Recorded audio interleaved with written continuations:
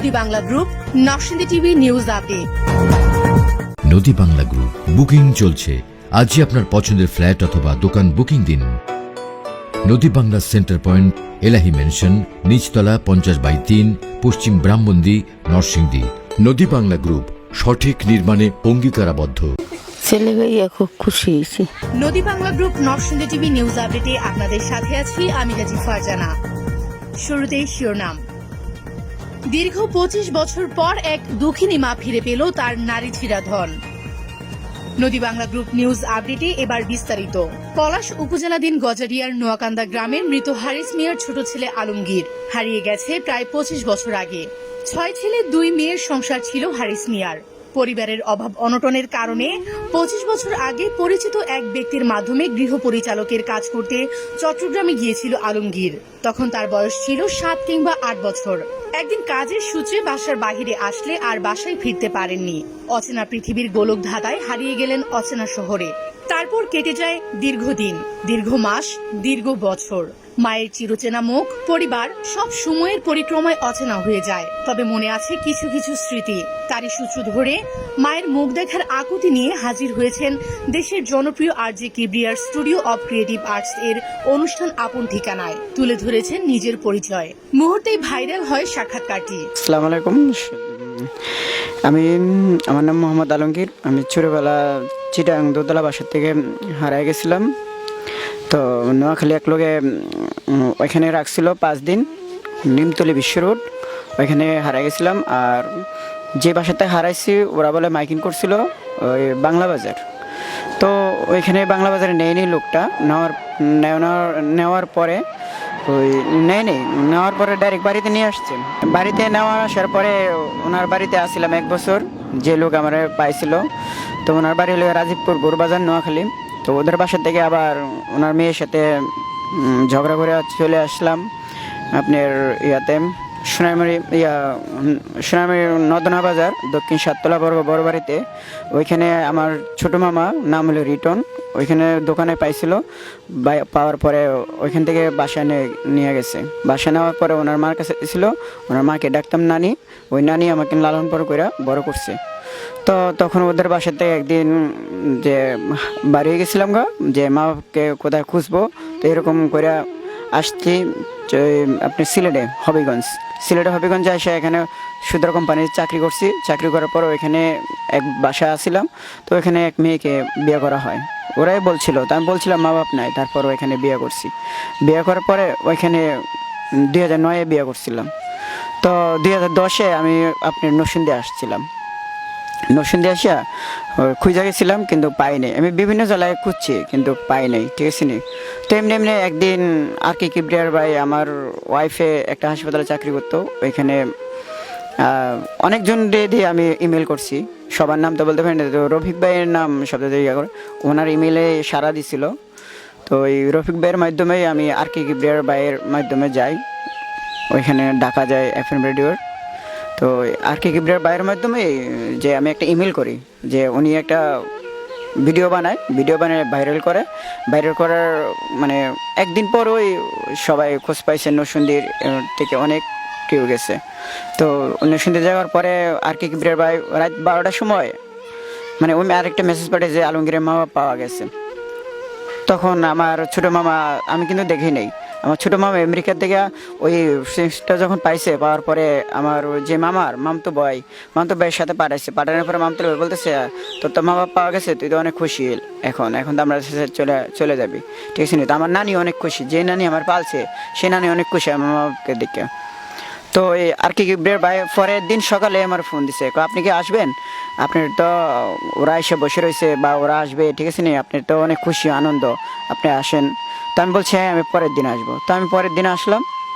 পরের দিন আসছি সকাল 6টার সময় উঠছিলাম গাড়িতে। আসতে 2:30 বাজছে। 2:30 বাজার পরে ওদের সাথে পরিচয় হলো, যে আর কি ভাইয়ের সাথে প্রশ্ন করলো, জিজ্ঞেস করলো, করার পরে ভিডিওগুলো ভাইরাল হয়েছে। আমার 2 বোন গেছে প্রথম, তারপর ভাই গেছে, এরকম সবাই গেছে, সবার সাথে পরিচয় হয়েছে। হ্যাঁ আমি সবাইকে দেখে বাবা ছবি দেখে আমি চিনতে পারছি। এতটুকুই মানে আমার ইতিহাস, মানে এর বেশি তো আর নেই। তারপর বাসায় আসলাম 25 বছর পর। আসলাম তো অনেকেই চেঞ্জ হয়ে যাবে। যে জায়গাতে আসছিল ক্ষেত সেই জায়গাতে হয়ে গেছে বাড়িঘর, যে জায়গায় আসছিল দেখছি ভিডিও ক্যাম্প সেই জায়গাতে এখন বাড়িঘর।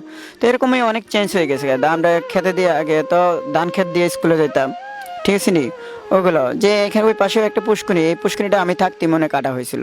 আমার অনেক খেয়াল আছে, ওইদিকে একটা ক্ষেত ছিল যে ওইখানে একটা ক্ষেত কাটছিল, এটা মনে আছে। তারপর বাজারের ঘটনা মনে আছে যে ডাক্তারের দোকানে ডাকাত পড়ছিল, আমি বাবার কোলে আসছিলাম, তো ডাকাত আবার করাত লই বাড়ি ছিল ডাক্তারের দোকান থেকে। তারপর বাজারে আমার বাবা পাহারাদার ছিল, সেটাও জানতাম। এগুলো অনেক স্মৃতি মনে আছে। স্কুলে পড়তাম যে সেটাও মনে আছে, স্কুলে ক্লাস 1-এ পড়তাম সেটাও মনে আছে, কিন্তু কোন স্কুল সে নামটা মনে নেই। আমার বিশেষ করে গ্রামের নামও মনে নেই, শুধু মনে আছে যে আমার ভাই একটা আছে, নাম হলো শরীফ ভাই। আমরা 7 জন বা 6 জন হতে পারি। আমার নাম আলমগীর, এটা নাম চেঞ্জ করা হয়নি, সেই নামটাই রয়েছে আলমগীরই। আর আলামিনের নাম মনে আছে, কারণ আমরা দুজন একসাথে মুসলমানি করা হয়েছিল, সেজন্য মনে আছে। আর সবথেকে বড় কথা মনে আছে, দুলাভাইয়ের সাথে এই যাত্রাপালা দেখছিলাম, সেটা মনে আছে। আর বড় বোন একটা, সবার ছোট একটা বোন, সেটাও মনে আছে। আর দ্বিতীয় কথা মনে আছে যে আমি আমার নানা বাড়িতে যেতাম মার সাথে, নানা বাড়িতে যেতাম মার সাথে। নানা বাড়িতে যে ওই বড়ি গাছ ছিল, তারপর লেবু ছিল, এগুলো মা আনতে কিন্তু এই বাড়িতে। তারপর মামারা যে 2 জন না 3 জন না 4 জন জানে আসছিল, মামারা না 5 জন জানি, সেটা স্মরণ নাই।